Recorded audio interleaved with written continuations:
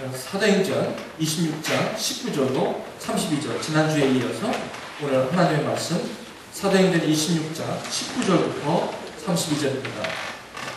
여기 주일 설교 요약에 26장 1절에서 18절 그거를 사도행전 26장 19절에서 32절 프렉션입니다.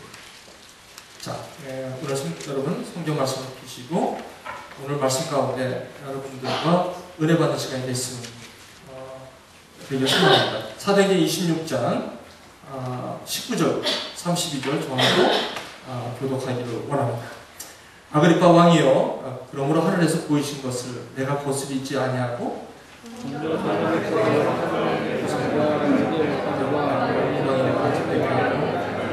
돌아가서 회개하고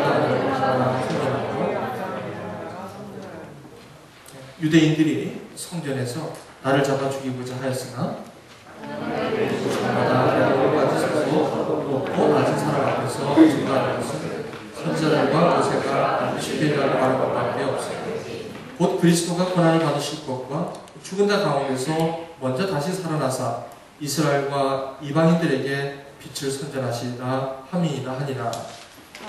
바울이 같이 변명하면 베스도가 크게 소리하여 가는데 바울아 내가 미쳤도다. 내 많은 학문이 너를 미치게 하리라 하니 바울이 가로되 베스도 각하여 내가 미친 것이 아니요 참되고 정신차린 말을 하나이다. 왕께서는 이 일을 아시기로 내가 왕께 담대히 말하니 이 일에 하나님도 아시지 못하니 그것을 믿나이다. 이 일은 그편 구석에서 행한 것이 아니로소이다. 아그리빠 왕이여 선지자를 믿으시나이까? 믿으시는 줄 아나이다. 아그리빠가 바울에게 이르되 내가 적은 말은 아니거나요 그리스도인이 되게 하려 합니다.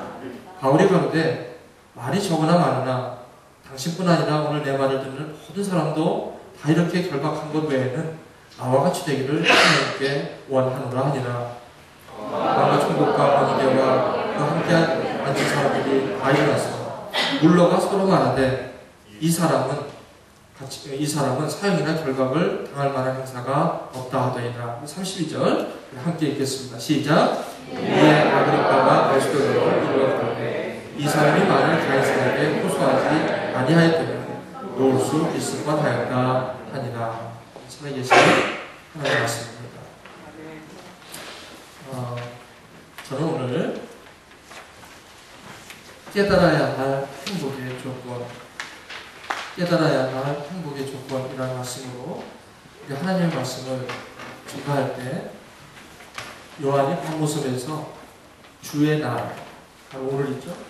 오늘날 성령의 감동함으로 예배할 때 자신의 삶이 참 유배당하는 고난 가운데 있었음에도 하나님께서 반드시 속히 일어나야 할 일들을 성령의 감동으로 보여주셨던 것처럼 오늘 이 말씀이 선포될 때 여러분의 마음과 여러분 안에 계신 성령께서 여러분의 마음을 시원케 하고 여러분들이 그 말씀에 반응하는 살아있는 예배가 되기를 주님의 이름으로 축원드립니다. 사람들은 여러 가지 삶을 살아가는 모습을 저는 봅니다. 저는 지난 17년의 목회를 하면서 수많은 젊은이들을 만났습니다. 그 만남을 통해서 제가 느낀 게 한 가지가 있습니다. 많은 사람들이 우리는 2012년 12월 2일을 저희는 살아갑니다. 그것이 오늘입니다. 우리는 12월 2일을 살아야 할 의무가 있고 12월 2일을 살아가는 것입니다. 오늘 지금도 이 시간은 계속해서 지나가고 있습니다. 이 시간은 한번 지나가면 과거가 되고 맙니다. 그러므로 우리는 현재 이 시간을 누려야 할 권리가 있고 누려야 할 의무가 있는 것입니다. 그런데 안타깝게도 많은 사람들은 과거를 사는 사람들을 저는 수없이 많이 보았습니다. 제가 상담을 하고 제가 함께 나눴던 많은 형제자매님 중에서 현실에 몸을 갖고 있었지만 과거를 사는 사람들을 저는 수없이 많이 보았습니다. 왜 그러한 사람들이 왜 과거를 살까요? 여러 가지가 있지만 과거에 행복했던 시절이 지금 현실에 나타나지 아니하므로 그 과거에 행복했던 시절을 그리워하며 살아가는 사람도 그 중에 하나일 거고, 또 한 가지는 과거에 아픔이 있거나 어떤 거절이라거나 어떤 상처, 어떤 감정의 상한 심령 때문에 그 과거가 너무나 한이 되어서 그 한 때문에 오늘을 오늘답게 살지 못하는 사람들을 저는 많이 보았습니다. 그리고 그 한을 품었지만 잊어버리려고 갖은 애를 쓰고 어떠한 온갖 노력을 다해도 그 한은 쉽게 해결되지 않는 모습을 저는 많이 보았습니다. 우리 한민족은 하나의 민족이기도 하지만 한이 많은 민족이기도 해요. 왜냐하면 역사적으로 우리나라는 많은 이웃의 나라들에 의해서 침략을 많이 받은 민족이에요. 그러므로 얼마나 한이 많은지 몰라요.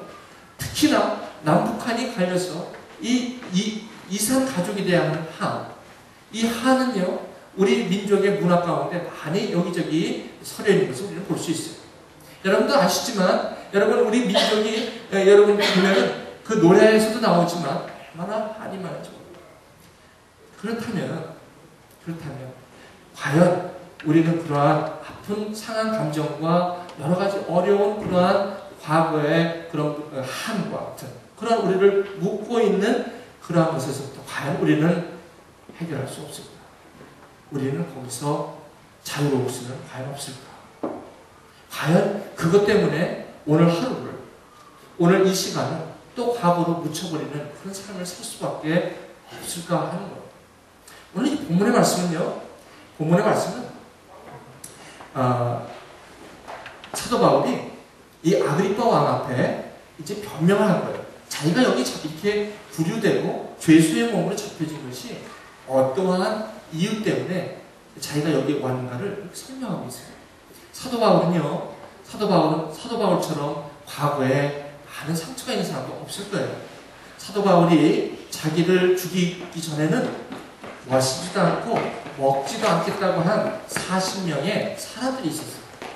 그 사람들이 있는 자기 동족임에도 불구하고 이 사도 바울을 대적하고 거절하고 그 사람을 핍박하는 사람들이 주위에 너무나 뺑 돌려 있었어요. 어떻게 보면요, 누구에게 이 거절당하거나 누구에게 나쁜 소리 들을 때 사람은 굉장히 상처가 돼요. 거절이 되고요. 그리고 마음이 아파요. 사람이 특히 왕따 당할 때 너무 아파요. 마음. 그렇지 않습니까?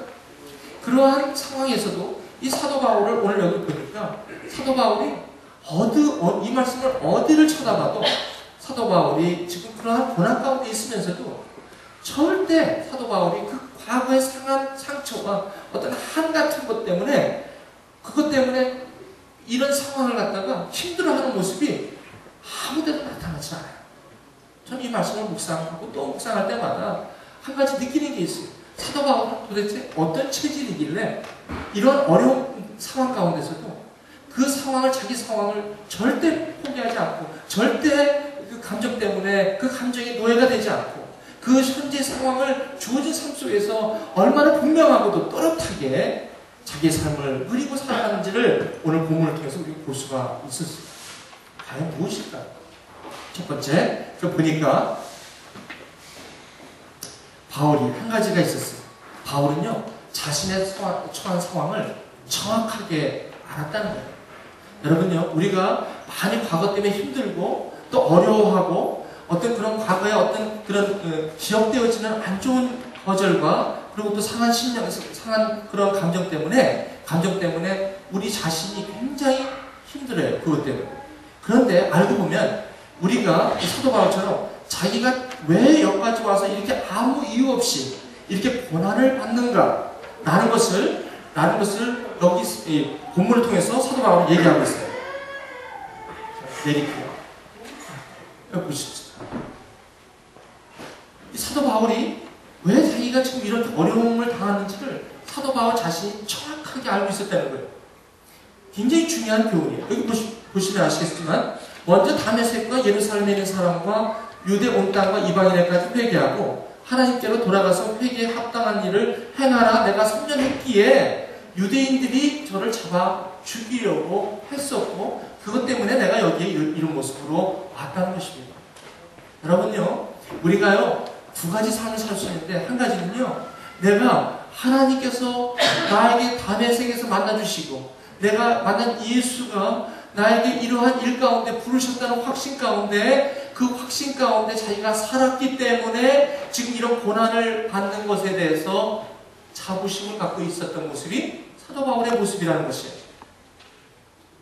얼마나 중요한지 몰라요. 우리는 대부분이 우리가 왜 과거에 우리가 이렇게 어떻게 보면 결박 가운데 자유하지 못하냐면 과거에 내가 왜 여기까지 이렇게 되었는가가 내가 이해되지 않았기 때문에 오는 그런 답답함과 그런 상처가 너무 큰 거예요. 그래서 우리는 이 사도 바울의 이 말씀 속에서 주는 게 뭐냐면 내가 왜 여기에서 이러한 상황 가운데 이러한 고난 가운데 이러한 힘든 가운데 내가 여기 처해 있어야 하는가를 정확하게 이해하고 있었다는 거예요. 혹시 이 말씀을 통해서 제가 좀 일루스트레이션 드릴게요. 아브라함이 있었어요. 아브라함이 창세기 12장에 보시면 본토 친척 아비집을 떠나 내가 지시할 땅으로 가라 그래요. 그래서 12장 4절을 보면 아브라함은 여호와의 말씀을 쫓아 내려갔는데 내려가자마자 그곳에 기근이 있었어요. 하나님이 가라는 곳에 믿음을 가지고 왔는데 기근이 있었어요. 상황은 참 어려운 상황이에요. 그때쯤 되면 나는 속았다라고 표현하는 것이 정상적일 거예요. 내가 뭔지 감정에 내가 끌려서 왔지 하나님이 없는 하나님이 괜히 내 감정으로 왔지 다시 돌아가야지 그렇지 않겠습니까? 근데 아브라함은 그렇지가 않았어요. 곧바로 애굽으로 내려가서 자기 아내를 누이라고 하기까지 어려운 상황까지 있었지만 결국은 하나님이 함께 하심으로 인도하심으로 다시 베델로 돌아오는 그러한 장면이 아브라함에게 있었어요. 무엇입니까? 아브라함은 무슨 특별한 체질이 아니었어요. 날 때부터 믿음을 갖고 그렇게 태어난 분이 아니었어요. 하지만 아브라함은 그런 어려운 상황 가운데서도 자기가 왜 이런 상황이 있었는가를 본인이 정확하게 그 상황을 꿰고 있었고 알았기 때문에 그 어려운 상황이 왔더라도 그는 견딜 수가 있었다는 것이에요. 여러분 유명한 이야기가 있어요. 여기 요셉의 이야기를 좀 제가 말씀드릴게요. 요셉은요 17살에 어렸을 때 꿈을 잘 꿨어요. 그래서 철이 없어서 형들에게 자기 꿈 얘기를 많이 했어요. 그때 형들이 가뜩이나 미워하는데 그 형들이 요셉이라고 막내가 있는데 형들은 그냥 형이 입은 옷을 또 둘째가 입고 둘째가 입은 옷을 셋째가 입고 요즘 애기 4-5 키우시는 분들 특히 아들은 아들끼리 딸들은 딸끼리 그 위에 입힌 옷을 갖다가 그렇게 입히잖아요. 근데 막내는요 언니나 형이 입었던 걸 입어야 되는데 막내는 안 그렇거든요. 무슨 옷을 입어요? 남대문 시장 가서 특별히 메이커 있는 것을 사다가 입히고 그게 뭐냐면 채색 옷이라고 해요. 그 채색 옷을 입히니까 때때 옷이야. 얼마나 속상해. 나는 형이 물려주는 옷을 입었는데 나는 언니가 입던 걸 입었는데 둘째 셋째 항상 그런 답답함이 있죠. 왜 나도 좀 유명 메이커에 가서 엄마 좀 나도 좀 내 옷대로 좀 나한테 맞는 거 사주지 않고 왜 나는 꼭 입었던 걸 입어야 돼? 그렇죠? 그런 상처 아닌 상처도 있어요. 여러분 둘째 셋째 되신 적이 있습니까? 그렇다고 생각하시는 고개도 한번 이렇게 한번 해보세요. 막내 막 이러시는 거야. 그렇다고. 그런데 막내라고 해서 아무것도 한 거 없는데 막내라는 하나 이유 때문에 때때 옷을 입고 쫄랑쫄랑 오는데 형한테 오는 거예요. 형들이 가만 보니까 너무 미운 거야. 미우면 가만히나 있지. 무슨 또 꿈을 꿨다고 하면서 뭐 우리가 자기한테 무슨 절을 한다나? 너 잘됐다. 언제한테 맞춤 보자. 오는 걸 갖다가 구덩이에다 그냥 팍 쳐박고 죽이려고 했죠. 역시 장남 루벤이 다르죠. 장남이 뭐라고 해요? 이렇게 해서 우리가 피를 볼 게 아니라 이러면 안 된다. 결국 마치 그때 이스마엘 상인이 지나가는데 크게 팔아버려요. 이 나이 17살에 아무것도 모르는 그런 낯선 땅에 팔려가고 가요. 그 보디발이라는 집에 가가지고 그러니 있게 돼요. 얼마나 기가 막혀. 여러분 이 정도 되면 상처? 이거 원단 상처 아닙니까? 한번 생각해보세요. 형들한테 버림을 받아서 그것도 자기를 죽이려 했고 자기를 팔아서 엉뚱하게 자기 뜻하고 상관없는 곳에 자기가 와 있어요. 저 이거 보면서 참 이 정도인데 요셉을 뭐라고 하냐면 거기 보니까 창세기 39장에 보니까 요셉의 얼굴을 보니까 여호와께서 그와 함께 하시네 형통하는 걸 보았다라고. 거기서 요셉은요 열심히 보디발을 섬겼어요. 가정총무로 열심히 섬겼어요. 그런데 웬일입니까? 열심히 섬기면 좀 더 뭐가 일이 나아질 줄 알았는데 상황이 더 어려워져요. 그 보디발의 아내가 자기를 유혹할 줄이야. 유혹해서 자기 진실을 지키고 있으면 괜찮을 줄 알았는데 아니 그게 웬일입니까? 그것 때문에 또 그게 문제가 되어서 결국 보디발에게 신임을 잃게 돼요. 그래서 왕이 가는 죄수로 가는 곳에 자기가 또 거기로 옮겨서 거기 가보니까 술 맡은 관원장과 떡 굽는 관원장이 있는데 그 높은 정치인의 감옥이죠. 그 왔는데 꿈을 꾸었다고 하길래 꿈을 풀어줬더니 술 맡은 관원장이 풀려나가가지고 나가게 되면 바로 얘기 좀 내 신세를 좀 토로해달라고 이렇게 부탁을 했건만 2년이 지나도록 가만히 무소식이에요. 얼마나 상처가 많겠어요. 응? 그렇지 않습니까? 저와 여러분 같으면 어떤 생각이 들겠어요? 세상에 믿을 사람 아무도 없다. 세상에 믿을 사람 없다라고 하죠. 이 정도가 되면 아마 사람이 옆에 있어도 싫을 거예요. 어떤 사람이 와서 자기한테 뭐라고 해도 아마 사람 기피증이 걸릴 거예요. 그렇지 않겠습니까? 근데 이게 웬일입니까? 성경은 그렇게 있지 않다는 거예요. 여기 요셉의 창세기 45장을 보니까 나중에 요셉이 애굽 총리가 되어서 그래서 그 형들이 예루살렘 이스라엘의 기근이 되어서 애굽에 식량을 가지고 왔을 때 그때 이 요셉이 형들을 만났을 때 바로 본인이 얘기했던 게 이 얘기예요. 여러분 한번 이건 같이 좀 읽어봤으면 좋겠어요. 함께 읽어보실까요? 시작.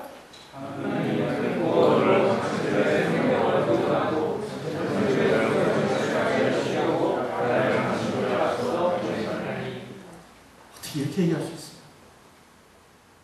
하나님 큰 구원으로 당신들의 생명을 보존하고 당신들의 후손을 세상에 두시려고 나를 당신 앞서 보냈는데 그러면서 8절에 그런즉 나를 이리로 보낸 자는 당신들이 아니라는 거예요. 아니고 하나님이시라는 거예요. 어떻게 이런 얘기를 할 수 있어요? 그렇지 않습니까? 요셉에게 이 정도면 엄청난 상처 가운데 자기의 삶을 포기해야 할 만큼 그런 상황이었어요. 그런데 어떻게 이런 얘기를 할 수 있냐고요. 어떻게 형들 앞에서 자기를 죽이려고 했던 걸 자기가 눈으로 똑바로 봤고 자기를 파는 것을 그 형들을 똑바로 봤는데 자기가 지금 애국 총리가 되어서 조금 좀 형편이 나아져서 저렇게 아니에요. 한은요. 사람은 한은 그렇게 녹아지지 않는 것이 한이에요. 근데 요셉은요 이렇게 얘기하는 거예요. 당신들이 나를 보냈다는 게 아니에요. 하나님이 자기를 이곳에 보내서 당신들을 구원하려고 했다는 거예요. 여러분 우리가 왜 과거에 대해서 상처에서 벗어나지 못하냐면 그 현재 겪고 있는 어려움뿐만 아니라 과거에 내가 나를 묶고 있는 그러한 것들을 보는 해석의 차이예요. 내가 그것을 어떻게 바라보느냐가 얼마나 중요한지 모르는데 이것을 바꾸시게. 근데 이것을 어떻게 그럼 바꾸느냐? 이걸 바꿀 수 있는 무슨 방법이 없어요. 어떻게 그러면 우리가 이것을 바꿀 수가 있느냐는 거예요. 오늘 제가 여러분의 말씀을 들으실 때 저는 여러분에 대해서 잘 몰라요. 여러분 제가 만사를 하는 분도 여기 있지만 여러분들에게 제가 일일이 여러분들의 과거 그거 다 모릅니다. 여러분만 아세요. 하나님만 아세요. 오늘 이 메시지를 통해서 제가 바라고 기도하기는 여러분들이 이곳에서부터 이 말씀이 참 위로가 되기를 간절히 원하는 거예요. 왜냐면 우리는 우리의 삶을 누려야 그런 자격이 있고 그렇게 받을 축복이 있는 것이죠. 그럼 어떻게 해서 저 요셉 또 저 아브라함 같은 저런 사람들은 과연 어떻게 해서 저런 삶을 살 수가 있었는가냐? 저건 과연 성경에서 나타나는 인물이지 저와 여러분하고는 상관없는 이야기일까요? 아니죠. 그렇지가 않다는 겁니다. 우리도 그와 같이 살 수가 반드시 있다는 것입니다. 그렇다면 그 과거의 트위스트된 라이프에서 이제는 새로운 삶으로 살아야 할 의무가 있고 그런 권리가 있다는 거예요. 그러면 어떻게 그렇게 바라볼 수가 있었을까요? 여기 한번 보실까요? 하나님의 도우심을 받아 내가 오늘까지 서서 높고 낮은 사람 앞에서 증거하는 것은 선지자들과 모세가 반드시 되리라고 말한 것밖에 없으니 곧 그리스도가 고난을 받을 것과 죽은 자 가운데서 먼저 다시 살아나사 이스라엘과 이방인들에게 빛을 선전하시리라 함이니이다 하니라. 무슨 말입니까? 사도 바울은 하나님이 도우셨다는 것입니다. 이러한 상황까지 하나님이 나와 함께 하셨다는 확신이 있었다는 것입니다. 이게 얼마나 중요한 건지 모릅니다. 하나님이 나를 도우셨는데 그럼 하나님이 도우셨는데 감옥에 옵니까? 사도 바울은 이 감옥에 온 것도 하나님의 도우심이라고 보는 것이에요. 이 해석. 이 하나님을 바라보는 이 눈. 여러분, 이것이 과연 힘든 일입니까? 여기 한번 말씀을 보세요. 하나님이 도우셨다는 거예요. 아마 이것을 이해 못하는 분들은 당신 형편이 지금 어떤데 하나님이 도왔다고 그래. 하나님이 도왔다고 하면 당신이 여기서 이렇게 있지 말아야 되잖아. 그렇죠? 잘 돼야 되잖아. 풀려나야 되잖아. 당신을 받드는 사람들이 많이 나와야 되잖아. 그리고 당신을 대적하는 사람이 아니라 당신을 서포트하는 사람들이 많이 나와야 되잖아. 근데 왜 당신은 이 모양이야? 하나님이 도우심이 있었다고 한다면 왜 당신은 여기 있어? 라고 얘기할 수 충분한 이유가 있죠. 근데 사도 바울은 이렇게 얘기하는 거예요. 내가 여기 온 것은, 내가 여기 이렇게 된 것은, 이 상황은 바로 하나님이 나를 도우셨다. 왜냐하면 내가 이 길을 걸어가도록 하나님이 나에게 허락하셨기 때문에 여기 왔다 라는 뜻입니다. 그 말은 무슨 말입니까? 나는 반드시 하나님이 나를 이곳으로부터 인도하실 거라는 것까지도 암시하고 있다는 것입니다. 이런 라이프 스타일, 이런 삶의 가치, 이것이 사도 바울이 저렇게 당당하게 자기가 풍전등화 앞에서 어떻게 될지도 모르는 상황 가운데도 저렇게 분명하게 얘기할 수 있는 저 확신은 어디서 오는 거냐 말이죠. 과연 저건 바울의 것입니까? 저것은 아브라함의 것입니까? 저것은 이삭의 것이고 맙니까? 아니잖아요. 우리 한번 생각해보자는 거예요. 이 하나님의 말씀을 통해서 저와 여러분들이 한번 곰곰이 생각해보자는 거예요. 이것이 과연 성경에만 국한되어 있는 나하고 아무런 상관없는 이야기로만 끝나야 되는 거예요. 아니면 이 말씀이 동일하게 저와 여러분 가운데 역사하심으로 말미암아 오늘 2012년 12월 2일을 내가 누리고 살아갈 수 있다면 그런 삶을 하나님께서 원하신다는 것이죠.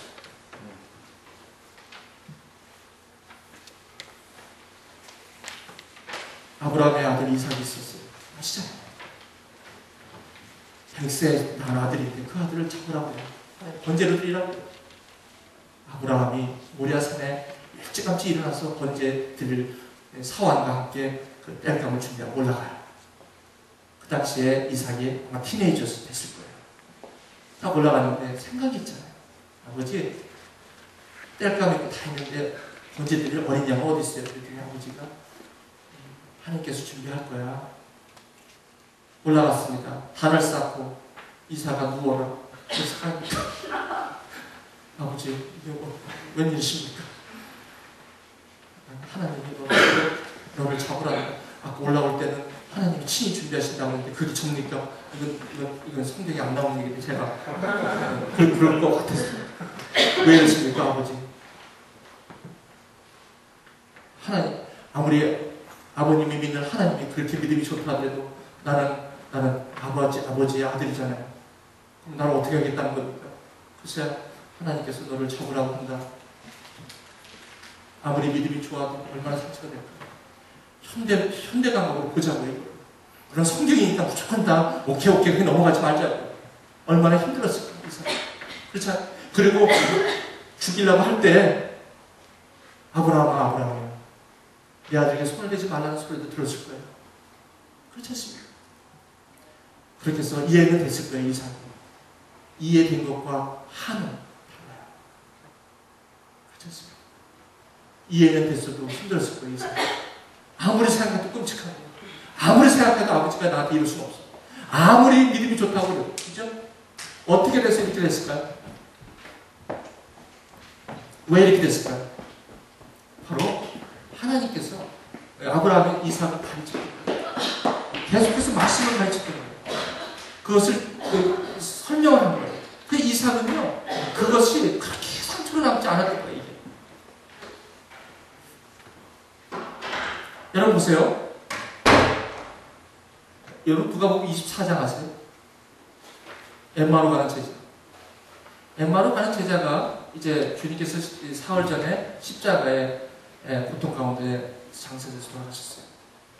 그리고 이 엠마로 간 두 제자가 글로바라는 제자와 또 한 제자는 이름이 안 나오잖아요. 엠마오는 이제 가고 있는데 그때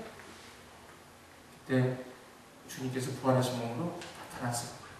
너희들이 무슨 얘기하고 있느냐 그랬더니 그 두 엠마오 가는 제자 중에 그 일이 있었던 일을 모르세요? 이렇게. 아니 예루살렘에 계셨으면서 그것도 모르세요? 무슨 일인데? 누가복음 24장 후반부로 제가 말씀드립니다.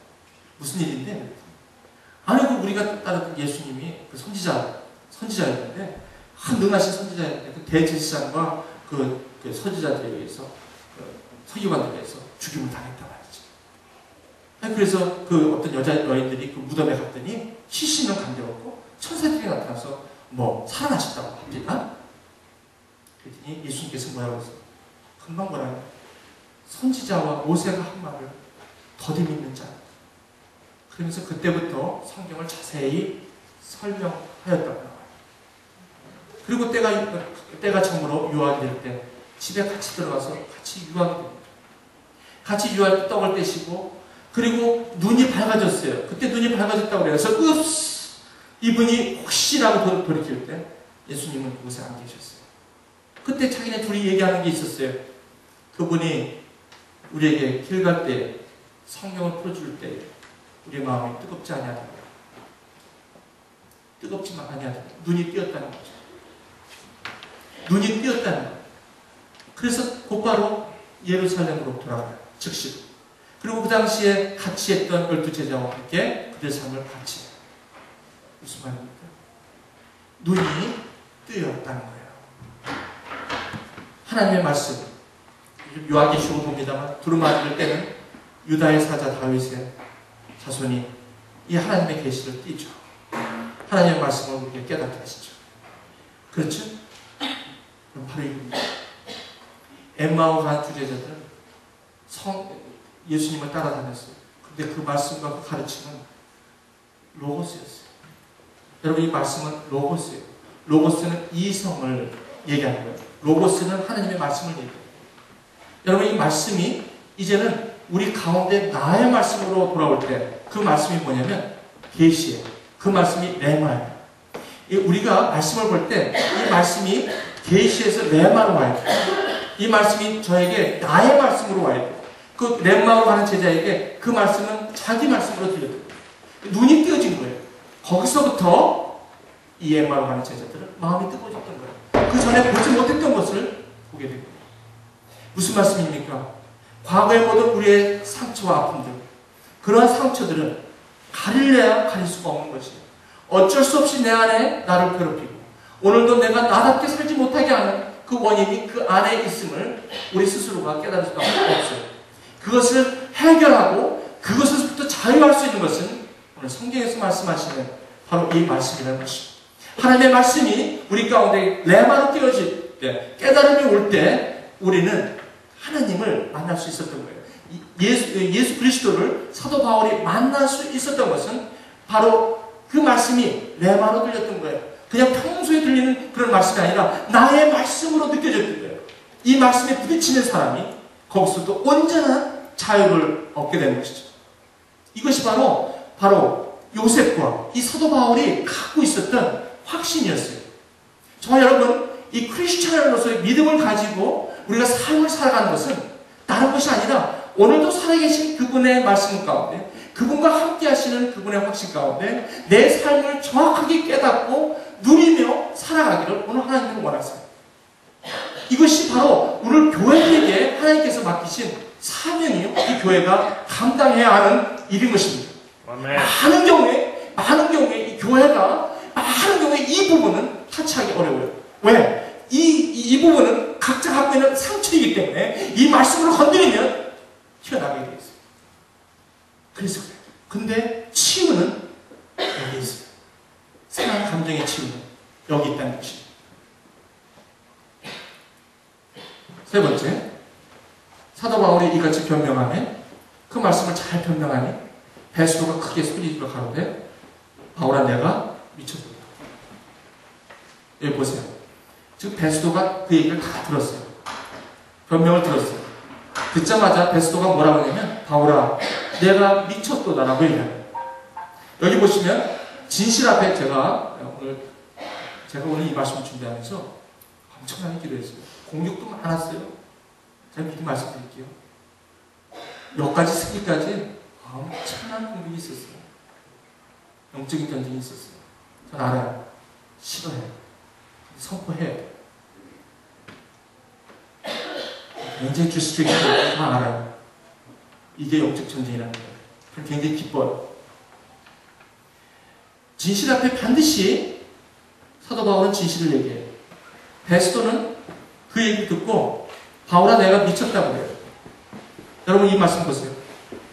이 바울이 미쳤다고 하는 것은 이 베스도가 그 말씀을 듣고 반대했다는 게 아니에요. 이 베스도가 그 말씀을 듣고 깨달았다는 거예요. 은혜를 받았다는 거예요. 그런데 그 속 안에서 그것을 분노로 나타나는 것은 무슨 이유인 줄 아십니까?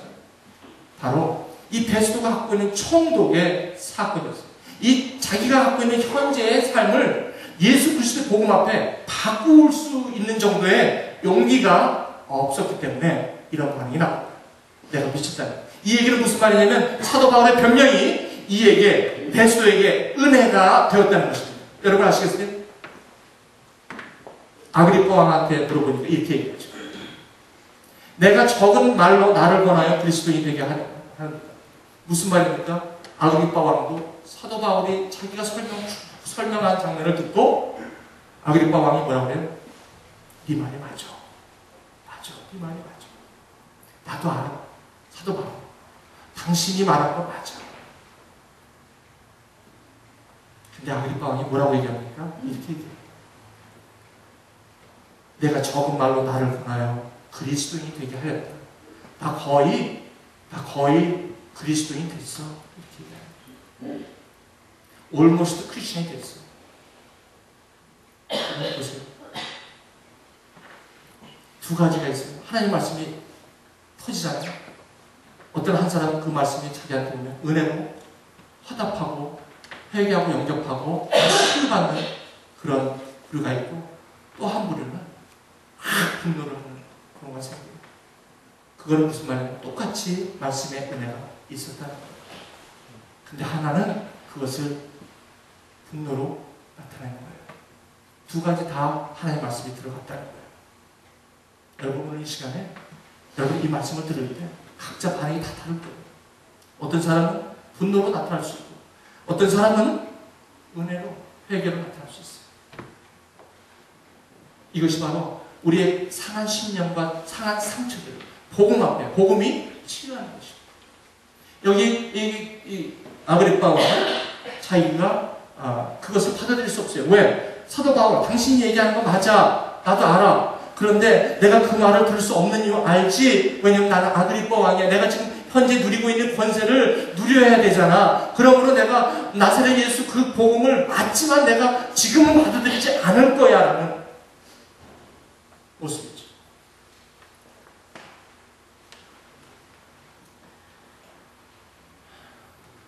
마지막으로 사도 바울은 그러한 분노한 자 앞에서 용기를 얻고 얘기를 합니다. 바울이 가로되 말이 적으나 많으나 당신뿐 아니라 오늘 내 말을 듣는 모든 사람도 다 이렇게 결박한 것 외에는 나와 같이 되기를 하나님께 원하나이다 라고 얘기해요. 이것이 바로 사도 바울이 갖고 있었던 확신이었어요. 보통 사람은 여기에서 아그리파 왕이나 베스도에게 잘 보여야지 자기가 풀려날 거 아닙니까? 그렇잖아요. 아침도 하고 좀 이렇게 좋은 말로 해야 되잖아요. 그게 그러지 않아요. 사도 바울은요, 자기가 힘든 일이 있어도, 자기가 어려운 일이 있어도 절대 포기하지 않고 그것을 섞지 않았어요. 정직하게 얘기해요. 용기 있게 얘기해요. 여러분들이 복음 앞에서 끝까지 진실하시고 진리 앞에서 여러분들이 정직한 신앙생활을 하시기를 간절히 주님의 이름으로 축원드릴게요. 이 말씀을 여러분 삶 속에 간직하시고 오늘 이 사도 바울이 걸어갔던 저 길은 과연 어떠한 것인가를 오늘 말씀을 통해서 저와 여러분들이 깨닫는 시간이 되길 원합니다.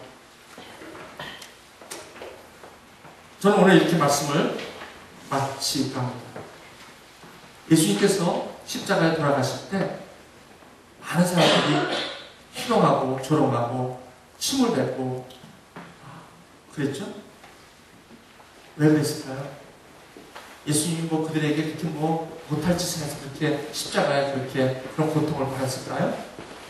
사도 바울이 이렇게 힘든 게 뭐 사도 바울이 그들에게 도둑질이나 했나요?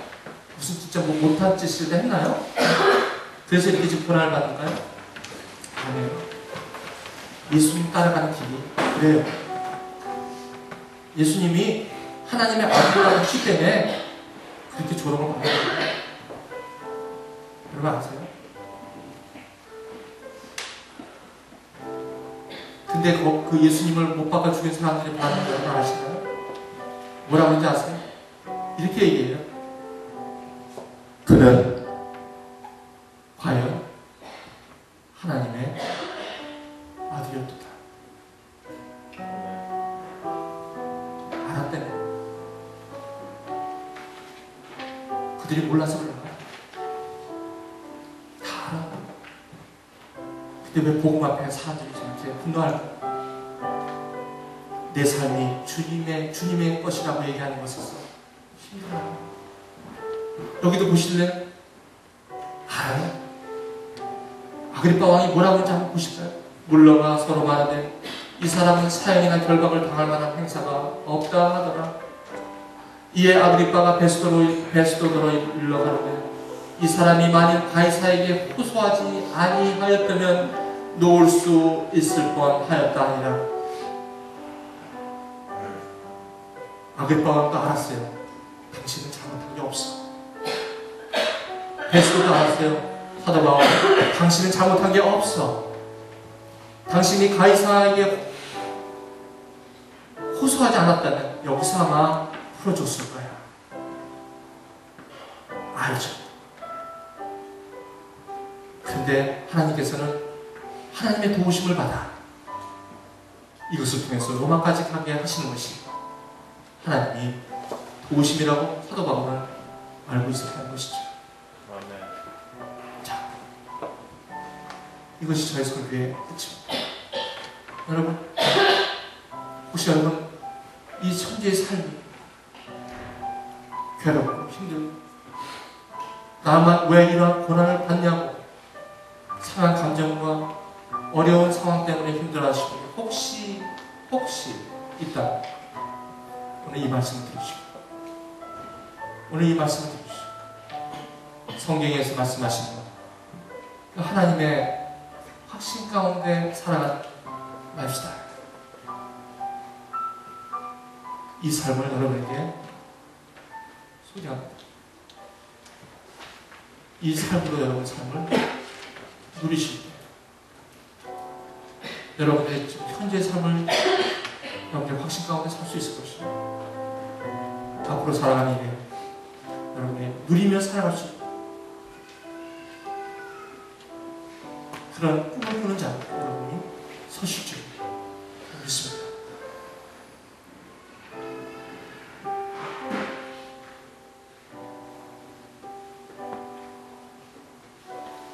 과거의 상처와 그로 인한 한과 분노는 그 사실에 대해 바라보는 관점이 지극히 자기중심적이며 주관적일 수가 있습니다. 그렇게 하기 위해서는 하나님 말씀의 확실한 깨달음을 가지고 자신을 바라보는 믿음의 눈만이 상처에서 자유할 수 있습니다. 진리 앞에는 두 가지 반응이 반드시 있습니다. 하나는 회개와 영접이요 또 하나는 분노와 저항으로 나타납니다. 이상한 일이 아닙니다. 어떤 방법이 어떤 모습으로 나타나시든지 저와 여러분이 감사할 것은 이 말씀이 이해되어졌다는 것입니다.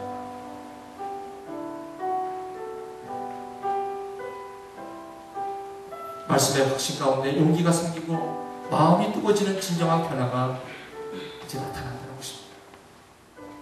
이것이 진정한 치유, 회복인 것입니다. 저는 여러분들이 과거의 상처에서 자유하시기를 간절히 소망합니다. 그리고 지금 살아가시는 이 삶을 바보처럼 누리며 살아가시기 바라는 것입니다. 이 중에 이 말씀을 듣고 여기를 떠날 분도 있을지 모르겠습니다. 왜? 분노 때문에. 안타깝지만 어떡하겠습니까? 안타깝지만 어떡하겠습니까? 선포해야 되는 거 아닙니까? 진정한 치유, 진정한 회복을 여러분에게 소개합니다. 기도하십니다.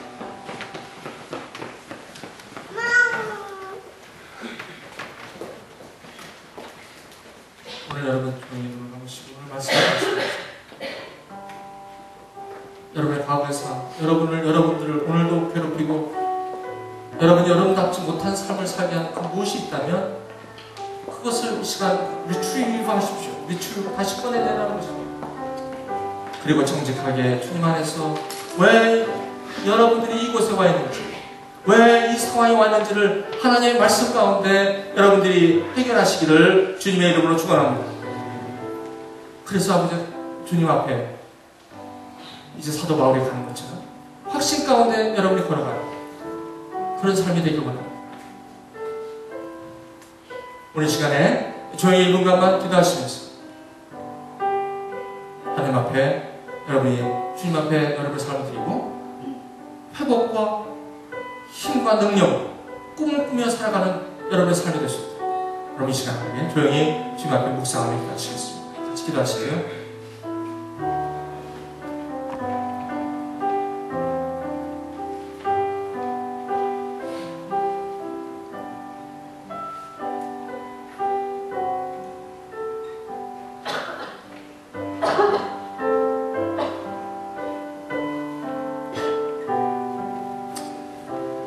하나님 감사합니다. 하나님 오늘 사도 바울이 이 아그리파 왕 앞에서 변명을 하며 확신을 가운데 저희 삶을 살아가는 모습을 보면서 아버지 우리도 저 사도 바울처럼 이 상황과 상관없이 하나님의 확신, 믿음, 이 믿음의 눈으로 오늘 삶을 누리게 하여 주십시오. 아버지 하나님 과거 때문에 오늘을 낭비하지 않고 오늘을 과거로 묻혀버리지 않고 과거에서 자유한 미래를 향해 나아가는 주님의 사명을 향해 나아가는 바라보며 나아가는 그런 우리 삶으로 인도하여 주시옵소서. 예수님 이름으로 기도합니다. 아멘. 오늘